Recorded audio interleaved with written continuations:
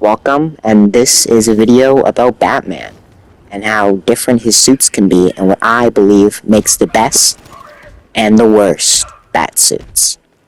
Let's get straight into it. Batman has had multiple designs over his multiple decades of being around, and I truly believe there should be certain rules to certain suits and the times that they are being used.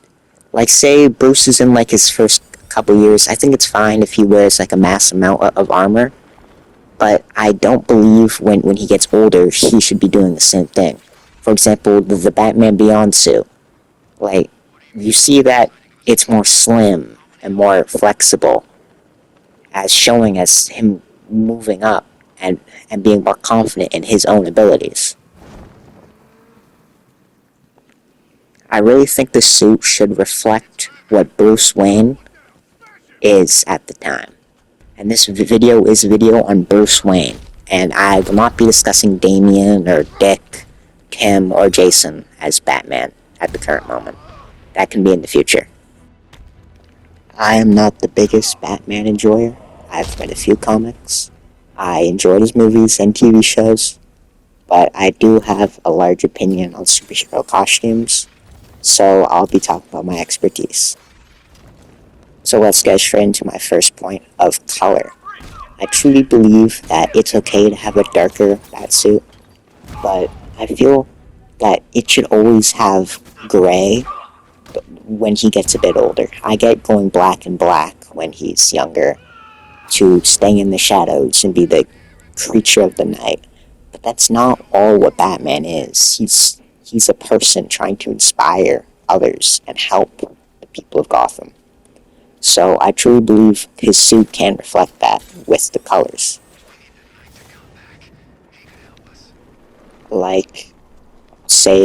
Moving on to another thing that's meant to inspire others, the trunks.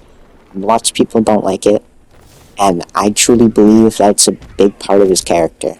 Same with Superman. The trunks make him look less like the people he's trying to put away, and more like the person trying to stop them. I usually gravitate to a lighter blue and gray Batman, because that feels like a hero. You won't be scared of Batman if you're staring directly at him. But when he's lurking in the shadows and pulling Tibetan monk techniques to separate his soul from his body, yeah, you'll be scared. That's what Batman is. He scares the criminals, but helps normal people. You could say that he has to look dark and broody, but you don't really need to, because it's kind of just all already baked in. Bruce is like a 6-foot, perfect body man who knows multiple martial arts and is amazing at stealth. His costume can reflect that, but I feel like the older he is, the less he needs that, you know? Moving on to our next point, which also leans into our other one, with the trunks. The oval. I don't think this matters as much. It makes the thugs look at the center of his chest as a target. Pretty goofy. I kind of like it. But, you don't need it. You can have, the gold trim or the yellow trim around his chest, which looks good, too. But I don't think it's needed, you know? I really believe that you could go either way.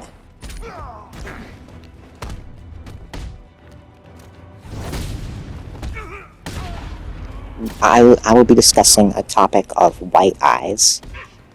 Genuinely, World of Cool, I think they're awesome. I'll pull up an example very soon, but I genuinely really like when Bruce has the white eyes. He looks menacing, he looks cool, and in comic books, he can still convey emotion. It's a picture. And in live action, which is very controversial for some random reason, but you can just give them like white eye contact so you can still see their eyes. Just white. Here is a photo of The Batman 2004, one of the greatest Batman cartoons in my personal opinion, and I truly believe this does a lot of things right. We'll be moving on to the cape, which you're able to see here drapes down. I really like the cape being like a big mass that drapes around him and can hide his silhouette, because every character, with the sole exception of Spider-Man, of course, needs an interesting silhouette. You can add cape, bat ears with Batman, but you really just need something that stands out, you know? And I feel like the long, like, black silhouette with just the white eyes inside of shadow just is terrifying to thugs and just super cool to casual readers.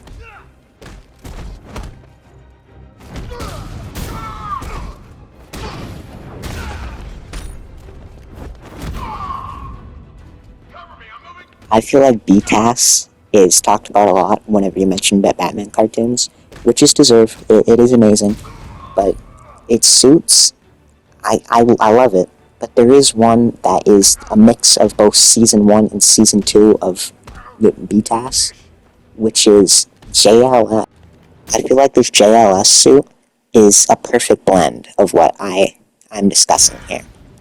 That you don't really need light colors, but it just doesn't need to be super dark. Like you saw, the costume was not fully blue and gray. It was more black, but the accents made it look more light. I will be referencing the Robert Pattinson suit, the armor, and I think it's alright. It's not the worst Batsuit. I mean, on screen, it's really good. I like it. But I'm not a big armor fanatic for Bruce. I truly believe that it looks good in certain stories and not so good in others. But if you like it, that's fine. But I like more skin tight, or the suits like fabric is like bulletproof comic book logic.